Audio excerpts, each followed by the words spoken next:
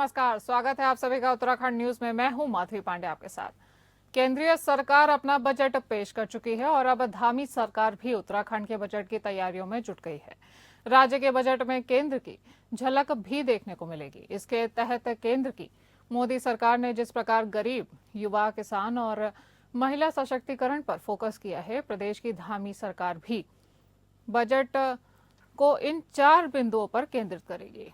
इसके साथ ही राज्य गठन का रजत जयंती वर्ष होने की वजह से इस वर्ष का बजट कई मायनों में खास होने वाला है। वहीं राज्य के वित्त मंत्री प्रेमचंद अग्रवाल ने बताया कि राज्य का बजट जन कल्याण की अवधारणा पर आधारित होगा। सभी वर्गों से सुझाव आमंत्रित किए जा रहे हैं। इस क्रम में 31 जनवरी को विभिन्न क्षेत्रों का प्रतिनिधित्व कर रहे लोगों से संवाद किया गया है। सभी लोग अपने सुझाव दे सकते हैं।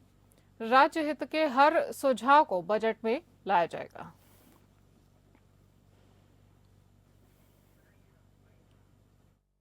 माननीय धामी जी के मार्गदर्शन में हम लोग जब बजट पेश करते हैं उससे पहले तमाम हितधारकों से हम लोग संवाद करते हैं और इसके अलावा हम लोग सामान्य जनता से भी उनके सुझाव मांगते हैं। आज भी व्हाट्सएप, ट्विटर के माध्यम से 9 फरवरी तक सभी लोगों से हमने आमंत्रण दिया है कि आप आइए, अपना बजट के बारे में और जो अच्छे सुझाव दीजिए।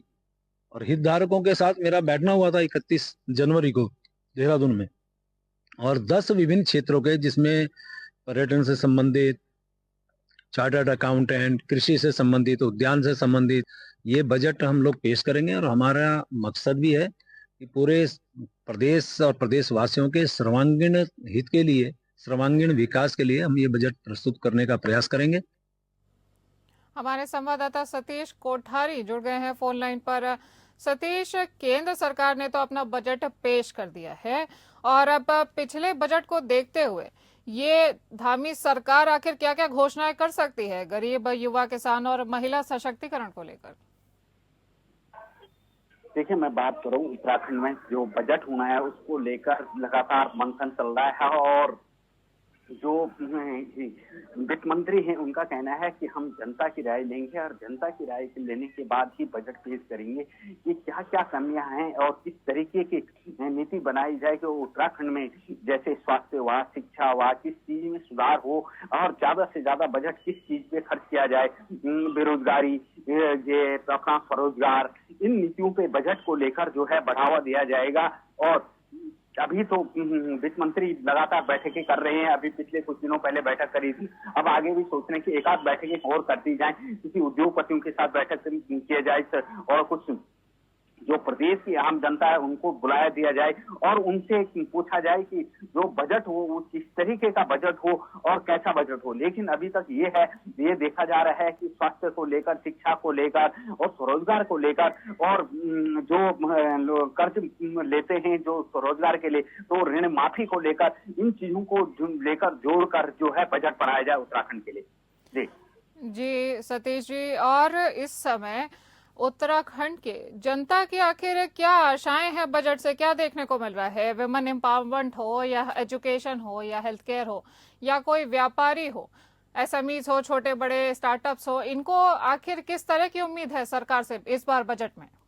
देखिए, सबसे ज्यादा उम्मीद है मध्यम वर्ग को, क्योंकि निम्न जो सबसे लास्ट श्रेणी का वर्ग होता है उनको ये रहता है कि हमें राशन मिल रहा है, हमें गैस सिलेंडर मिलता है, लेकिन दिक्कत आती है मध्यम वर्ग को सबसे ज्यादा ये है कि थोड़ा बहुत ऋण में जो है ब्याज दर में कटौती हो और रोजगार के लिए कोई अच्छा साधन बने। क्योंकि पहले केंद्र ने जो 12 लाख रुपए तक का वो माफ जीएसटी पे टैक्स देने पे माफ तो किया है, लेकिन जो राज्य सरकार में जो छोटे कर्मचारी हैं जो 4-5 लाख रुपए कमाते हैं, 3 लाख रुपए कमाते हैं, उन लोगों के लिए कुछ सुविधा हो।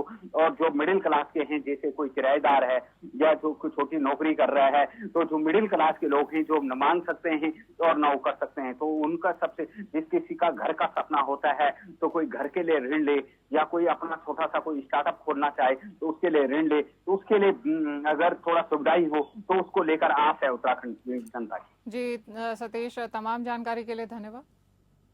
आपको बता दें कि केंद्रीय सरकार अपना बजट पेश कर चुकी है, जिसमें उन्होंने मध्यम वर्ग को खासा फायदा पहुंचाया है। और अब उत्तराखंड सरकार भी बजट लाने की तैयारी में है और राज्य के बजट में केंद्र की झलक भी देखने को मिल सकती है। इसके तहत केंद्र की मोदी सरकार ने जिस प्रकार गरीब, युवा, किसान और महिला सशक्तिकरण पर फोकस किया है, प्रदेश की धामी सरकार भी इन 4 बिंदुओं को केंद्रित कर सकती है।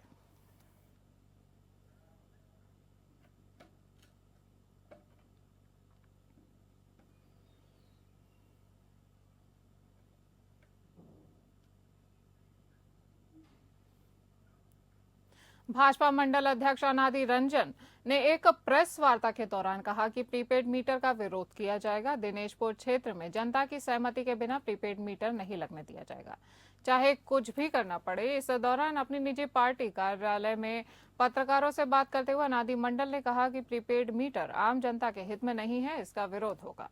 जन भावनाओं की अनदेखी नहीं होनी चाहिए। दिनेशपुर क्षेत्र में किसी भी सूरत में प्रीपेड मीटर नहीं लगने दिया जाएगा। उन्होंने बिजली विभाग अधिकारियों को चेतावनी दी है कि लोगों की सहमति के बिना प्रीपेड मीटर न लगाया जाए। यदि विभाग की ओर से जबरदस्ती की गई तो उसे बर्दाश्त नहीं किया जाएगा। उन्होंने कहा कि इस मामले में पार्टी के जिला अध्यक्ष और वरिष्ठ पदाधिकारियों को लेकर मुख्यमंत्री से भी मिला जाएगा। निकाय चुनाव के बारे में उन्होंने कहा कि जिन वार्डों में भीतर घात के चलते पार्टी की हार हुई है, इसके बारे में जानकारी की जा रही है। पार्टी के सक्षम पदाधिकारियों को मामले की जानकारी दी जाएगी और बागियों के खिलाफ कार्यवाही भी की जाएगी।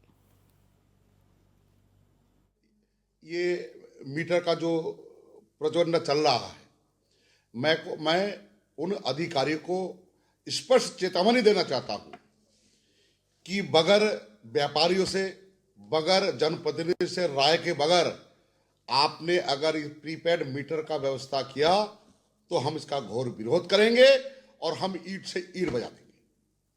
और मैं बता देना आपको चाहता हूं, माननीय मुख्यमंत्री का सख्त निर्देश है, बिजली का व्यवस्था उत्तराखंड में इतना अच्छा है, लेकिन वो सुख सुविधा हमको नहीं मिल पा रहा है। उसके बाद भी गरीब आदमी को अगर सताने के लिए अगर ये हथकंडा अपनाएगा तो हम इसका घोर विरोध करेंगे।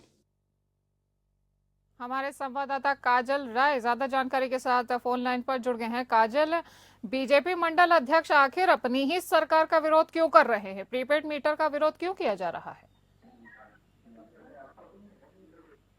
अरे ये ओए भाई, काजल, आपको मेरी आवाज आ रही है?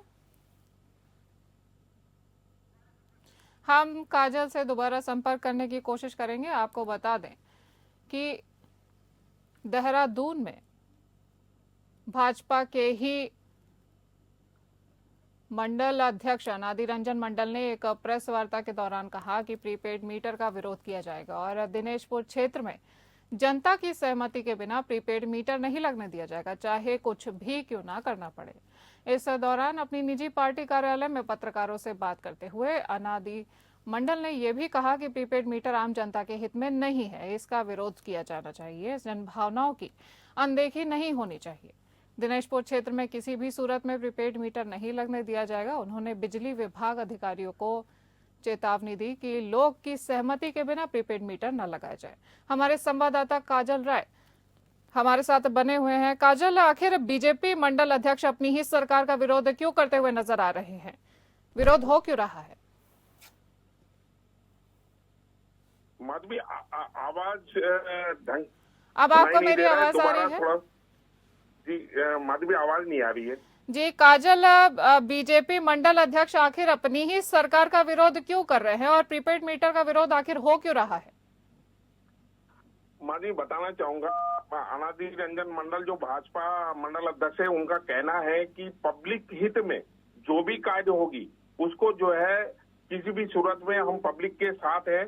चाहे मुख्यमंत्री ने कहा है पब्लिक का आहित होने किसी भी कीमत में नहीं होने दिया जाएगा, उसी तर्ज पे। परंतु उनसे जब ये हमारे द्वारा ये सवाल पूछा गया कि भाई जब बिजली उत्तराखंड में बनाई जा रही है और जो है उधर जब चुनाव दिल्ली में हो रहा है तो वहां भाजपा 300 यूनिट बिजली फ्री देने की बात कर रही है, और यहाँ पे प्रीपेड मीटर जो पब्लिक नहीं चाहती है कि प्रीपेड मीटर लगाया जाए, बावजूद यहाँ लगाया जा रहा है। तो उसमें उन्होंने ये कहा कि हम भी किसी भी कीमत पे, चाहे हम पार्टी से कुछ भी हमारे ऊपर कोई कार्रवाई करे, लेकिन हम लगाने नहीं देंगे। श्री माधवी जी, तमाम जानकारी के लिए धन्यवाद काजल।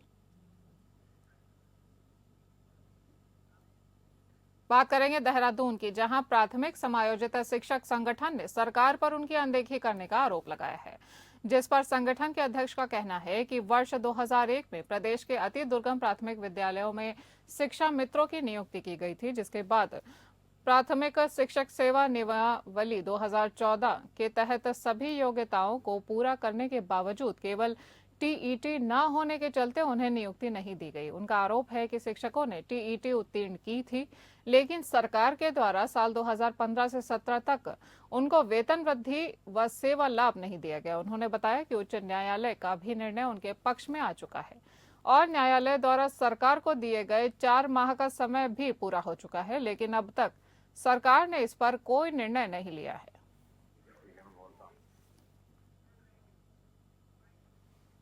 प्रदेश की जो वर्ष 2001 में जो शिक्षा मित्र रखे गए, उनका सहायक अध्यापक के पद पर वर्ष 2015 में समायोजन हुआ। ऐसे शिक्षक जो सभी शिक्षक बनने की सेवा नियमावली की शर्तों को पूरा करते थे, जो शिक्षक बनने के पूर्ण पात्र थे, ऐसे लोगों का समायोजन हुआ है।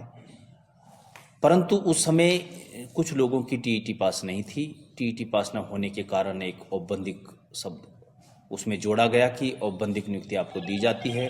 हमारी मांग है कि जिन शिक्षक साथियों ने टीईटी उत्तीर्ण कर ली है, उन लोगों का वेतन वृद्धि का लाभ दिया जाए। सरकार के द्वारा वर्ष 2015 से 16 और 16 से 17 2 वर्ष के वेतन वृद्धि का लाभ नहीं दिया गया। हमारी मांग है कि हमको 2 वर्ष के वेतन वृद्धि का लाभ दिया जाए। उत्तराखंड में महिला अपराध को देखते हुए उत्तराखंड पुलिस काफी संवेदनशील हो चुकी है। इसी को देखते हुए राजधानी देहरादून में पुलिस ने कई स्थानों पर महिलाओं की सहायता के लिए पिंक बूथ बनाए हैं। जानकारी देते हुए एसएसपी देहरादून अजय सिंह ने बताया कि महिलाओं की सुरक्षा को ध्यान में रखते हुए इस तरह के कदम उठाए जा रहे हैं। उन्होंने कहा कि कई मामलों में महिलाएं थाना या चौकी आने में थोड़ा डर महसूस करती हैं। इसी को ध्यान में रखते हुए दून पुलिस ने कई स्थानों पर महिलाओं की सहायता के लिए पिंक बूथ बनाए हैं, जहां पर महिलाएं आसानी से अपनी समस्या या परेशानी को आकर पुलिस को बता सके, जिस पर पुलिस तुरंत कार्यवाही कर सके और साथ ही महिलाओं की सुरक्षा भी बेहतर हो सके। अभी खासकर जो सेनाई चौक पर कोतवाली पलटन बाजार में है, वहां पर जो भी महिलाएं रहती, बहुत सारी ऐसी छोटी छोटी उनकी शिकायतें रहती, जो वो थाने चौकी पर आने में थोड़ा संकोच करते हैं, तो वो अपनी शिकायतों को वर्बली भी बता देते हैं और रिटर्न बताते हैं। तो वहां से वो हमारे जो महिला कांस्टेबल है वो संबंधित थाने को वहां पर इंटीमेट कर देते हैं और जिससे कि हमारे चीता पुलिस है अटेंड कर लेते हैं। ये सिस्टम अभी शुरू हुआ है और भी स्थानों को चिन्हित किया गया है। तो थाना क्षेत्रों में जहाँ लगता है आवश्यकता है पिंक बूथ की, उनको भी आने वाले फेज में हम उसको अगले माह तक कोशिश है कि उनको उन जगहों पर लगा दिया जाए। आपको बता दें कि उत्तराखंड में महिला अपराध को देखते हुए उत्तराखंड पुलिस ने अब संवेदनशील नजरिया अपना लिया है। इसी को देखते हुए राजधानी देहरादून में पिंक बूथों की स्थापना कर दी गई है। जानकारी देते हुए एसएसपी देहरादून अजय सिंह ने बताया कि महिलाओं की सुरक्षा को ध्यान में रखते हुए इस तरह के कदम उठाए जा रहे हैं ताकि महिलाओं को किसी भी तरह के डर का सामना न करना पड़े और वो आकर पुलिस को आसानी से अपनी शिकायत बता सके और वो सुरक्षित भी महसूस करें। हमारे संवाददाता सतीश कोठारी लगातार फोन लाइन पर बने हुए हैं। सतीश, पिंक बूथ से महिलाओं को आखिर क्या क्या सुविधाएं मिलेंगी?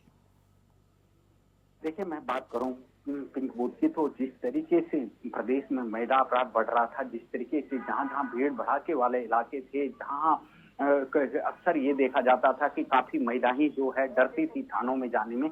कई बार ये दिक्कतें होती थी कि थाने में जाने में 36 सवाल जवाब पूछे जाते थे। कहीं पे जेंट्स कांस्टेबल हैं बैठे हुए हैं, जेंट्स अधिकारी बैठे हुए हैं। तो पिंक बूथ में ये रहेगा कि अक्सर जो है महिला ही अधिकारी रहेंगी ज्यादा करके, और ये खास करके उन इलाकों में बनाए जाएंगे जहां भीड़ भाड़ वाले इलाके हैं, जैसे पलटन बाजार है, ये हनुमान चौक है।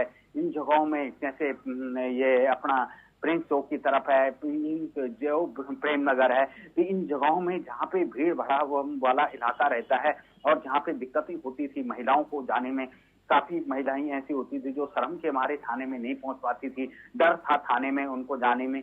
तो उस सुविधा को देखते, उस दिक्कत को देखते हुए जो है पुलिस प्रशासन ने ये कदम उठाया कि जो महिलाएं हैं उनको दिक्कत न हो आने में, या उनको कहीं पर डर का माहौल न हो, कहीं पर ये न हो, क्योंकि जो थाने होते हैं वहाँ पे जेंट्स भी जाते हैं, महिलाएं भी जाती हैं और सभी लोग जाते हैं, लेकिन ये स्पेशली पिंक बूथ इसलिए बनाया गया है कि उनमें सिर्फ महिलाएं ही अपनी शिकायत दर्ज करेंगी, उनमें ये न हो कि कोई अन्य शिकायतें कोई भी दर्ज नहीं होंगी, बल्कि सिर्फ ये रहेगा कि जो छेड़छाड़ वाला या इस तरीके की घटना के मामले हैं, जो महिलाओं को अपराध को देखते हुए जो वो व्यवस्थाएं होती हैं उसको देखते हुए जो पीड़ित महिलाएं होती थी वो थाने जाने में या थानों में ये होता था कि बहुत सारे लोग हैं या इस तरीके की कोई बात होती थी, कई बार शर्म कर जाती थी महिलाएं, तो उसको देखते हुए जो पिंक बूथ बनाए गए हैं वो सिर्फ महिलाओं के लिए बनाए गए हैं, और जो अन्य और भी कुछ पिंक बूथ बनाए जाएंगे, अभी तो शुरुआत है, तो उसको देखते हुए जो है पुलिस प्रशासन ने ये सोचा है कि जहाँ पे महिलाएं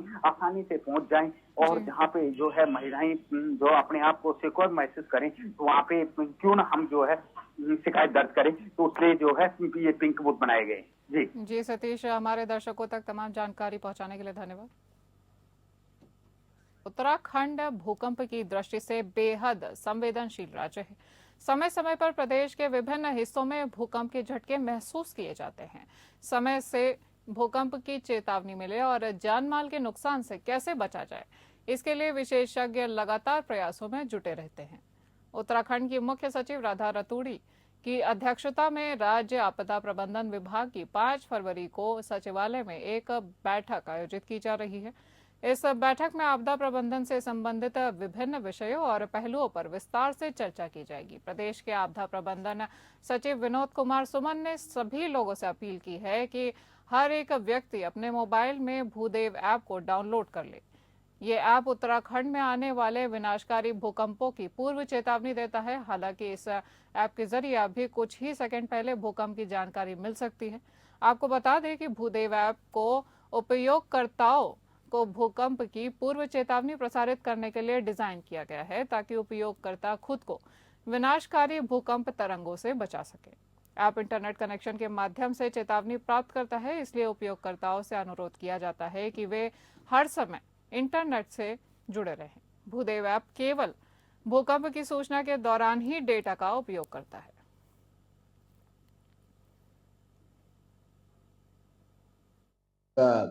मुख्य सचिव महोदय की अध्यक्षता में बहुत जल्दी एक बैठक कराने वाले हैं। 5 तारीख को बैठक हमारी फिक्स है। तो जो हमारा भूदेव ऐप है उसके माध्यम से हम चेतावनी प्रणाली तंत्र विकसित किए हैं। उत्तराखंड पहला राज्य है जिसने भूकंप के लिए अर्ली वार्निंग सिस्टम अपना डेवलप किया हुआ है। उसमें भूदेव ऐप होता है। भूदेव ऐप के माध्यम से जिसके मोबाइल में इंस्टॉल रहेगा उसको दूरी के अकॉर्डिंग डिपेंड करेगा, कहीं 2 सेकेंड, कहीं 10 सेकेंड, कहीं 12 सेकेंड, कहीं 15 सेकेंड, कहीं 18 सेकेंड, इस तरह से है। जितना दूरी होगी उसके अकॉर्डिंग इतने समय पहले, कुछ सेकंड पहले उसको पता लग सकता है कि भूकंप आने वाला है या भूकंप आ चुका है, और हम जो उस न्यूनतम समय में जितना अपनी तैयारी कर पाएंगे, जितना बचाव कर पाएंगे, उसके लिए हम लोगों को जागरूक करेंगे। खबर उत्तराखंड के देहरादून से है, जहां वारंटियों के विरुद्ध पुलिस की कार्यवाही जारी है। 2013 से फरार चल रहे 6 वारंटी अभियुक्तों को पुलिस ने गिरफ्तार कर लिया है। 12 वर्षों से फरार वारंटी के ऊपर गैंगस्टर सहित कई अन्य संगीन अपराधों के उत्तराखंड तथा उत्तर प्रदेश में पंजीकृत हैं। पुलिस ने फरार वारंटियों के खिलाफ बड़ी कार्रवाई कर 1 महीने में 100 से अधिक वारंटियों को गिरफ्तार किया है।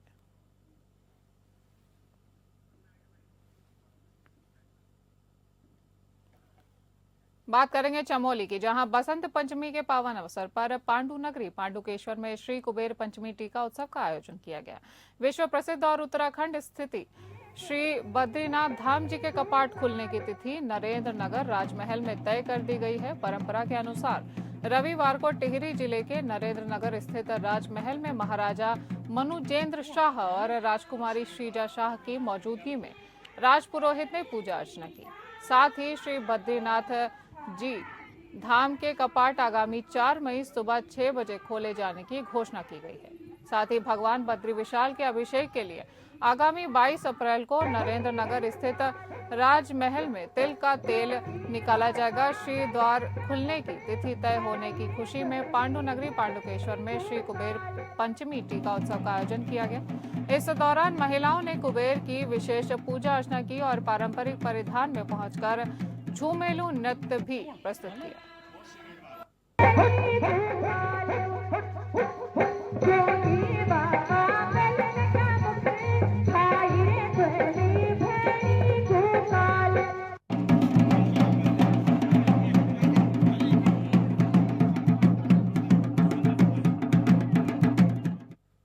गढ़वाल के बालगंगा घाटी में 3 दिवसीय बसंत पंचमी मेले का आगाज हो चुका है। 3 दिवसीय आरगढ़ गोनगढ़ बसंत पंचमी मेला नागेश्वर सौंड में मनाया जाता है। नवनिर्वाचित अध्यक्ष आनंद बिष्ट ने दीप प्रज्वलन कर मेले का शुभारंभ किया। वहीं कार्यक्रम में लोक गायक अर्जुन सेमलेयर व आशा अग्रवाल ने अपने गीतों पर लोगों को खूब नचाया। वहीं लोक कलाकारों और छात्र छात्राओं द्वारा शानदार नृत्य प्रस्तुति भी की गई। कार्यक्रम के मुख्य अतिथि विधायक प्रतिनिधि आनंद बिष्ट ने कहा कि मेला हमारी सांस्कृतिक धरोहर है, इन्हें जीवंत रखने का फर्ज भी हमारा ही है। वहीं उन्होंने मेले समिति की तमाम मांगों को हल करने की बात कही।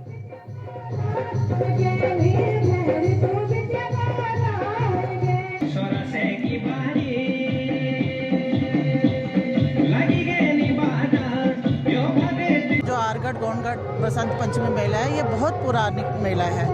इसमें हमारे बहुत पुराने लोगों का बहुत सहयोग रहा और उनके ही आशीर्वाद से ये मेला आज तक चल रहा है।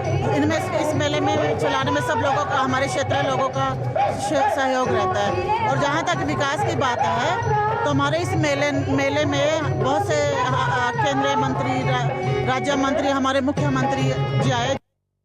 नैनीताल में बसंत पंचमी के अवसर पर श्री राम सेवक सभा द्वारा 19 बटुकों का सामूहिक यज्ञोपवीत संस्कार आयोजन किया गया। इस संस्कार में आचार्य भगवती प्रसाद जोशी और घनश्याम जोशी ने पूजा और वैदिक मंत्रों के साथ यज्ञोपवीत संस्कार संपन्न कराया। इस अवसर पर पंडित भगवती प्रसाद जोशी ने दीक्षा, उपदेश और ज्ञान दिया। संस्कार में भाग लेने वाले बटुकों ने गणेश पूजन, भिक्षा मांगने, हवन, कर्ण भेदन और मुंडन संस्कार भी किया। इस आयोजन में अध्यक्ष मनोज शाह, अशोक शाह, महासचिव जगदीश बावड़ी, ललित तिवारी और भाजपा मंडल अध्यक्ष आनंद बिष्ट सहित कई अन्य लोग उपस्थित रहे। संस्कार के बाद सभा द्वारा सभी को भोजन भी कराया गया। 38वें राष्ट्रीय गेम्स हरिद्वार में शुरू हो चुके हैं और कबड्डी का रोमांच भी शुरू हो चुका है। रही कबड्डी प्रतियोगिता में यूपी के पुरुष वर्ग और महिला वर्ग में हिमाचल की टीम ने बाजी मार ली है। रविवार को रोशनाबाद स्थित स्टेडियम में आयोजित हुए फाइनल मैच में यूपी की टीम ने 57-43 से चंडीगढ़ की टीम को हराया है। वहीं महिला वर्ग की हिमाचल राज्य की टीम ने 27-22 से हरियाणा की टीम को शिकस्त दी है। फाइनल मैच के दौरान स्टेडियम दर्शकों से खचाखच भरा हुआ था। मैच की समाप्ति के बाद विजेता और रनर अप टीमों को मेडल भी वितरित किए गए। हमारी टीम बहुत अच्छा खेली और कोचेस के जो प्लानिंग करा हुआ था टीम के लिए, सबने अपना 100% दिया और टीम इतना अच्छा खेली जितना सोचा भी नहीं था। मतलब कि होता है ना, कई बार मिस्टेक हो जाती है, बट इस बार टीम ने कोई भी मिस्टेक नहीं करी और हम 5 पॉइंट से जीत गए। नहीं थी मेरी टीम ने और कोचेज ने, तो आज वो काम आई है, सफल हुई है। नेशनल गेम्स में गोल्ड मेडल लेना बहुत बड़ा इवेंट, मतलब बहुत बड़ी खुशी है नेशनल गेम में गोल्ड जीतना।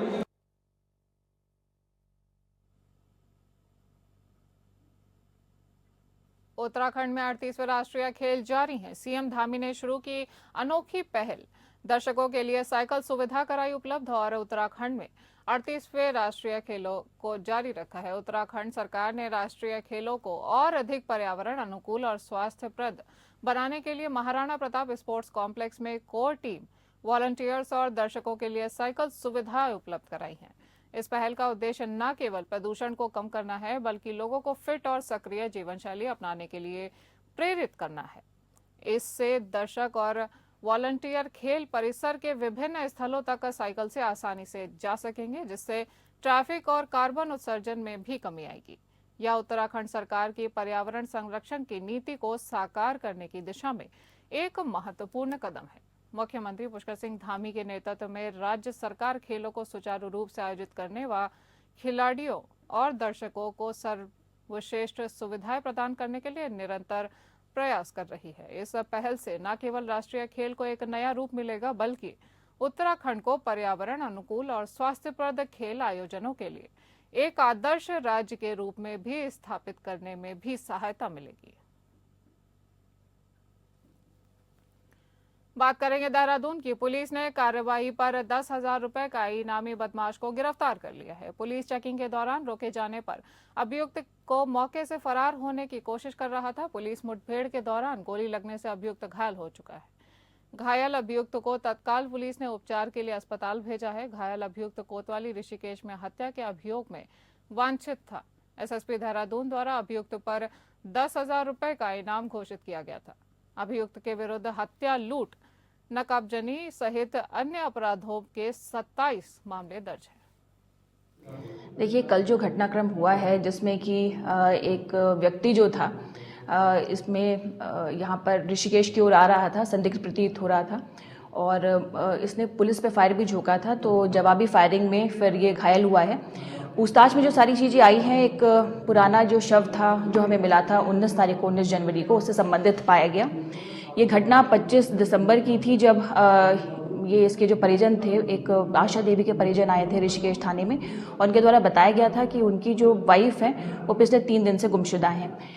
इसमें कार्रवाई करते हुए सबसे पहले जो सीसीटीवी वगैरह हैं वो देखे जा रहे थे।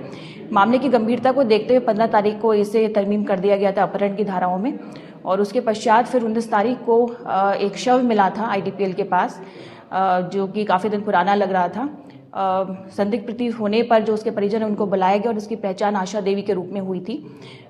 उसके बाद फिर जो सीसीटीवी देखे जा रहे थे उसमें जो संजय था वो स्कूटी में इस महिला को ले जाते हुए दिख रहा था। उसके घर पे दबिश भी दी गई थी लेकिन वो मिला नहीं और पोस्टमार्टम में हत्या होने की पुष्टि हुई। उसके बाद फिर इसको तरमीम किया गया था हत्या की धाराओं में। जब इसको टीम्स बनाई गई, इस पे 10,000 का इनाम भी घोषित किया गया। एसओजी की टीम और जो हमारी थाने की टीम है संयुक्त द्वारा कार्रवाई की जा रही थी। इस बुलेटिन में इतना ही। नमस्कार।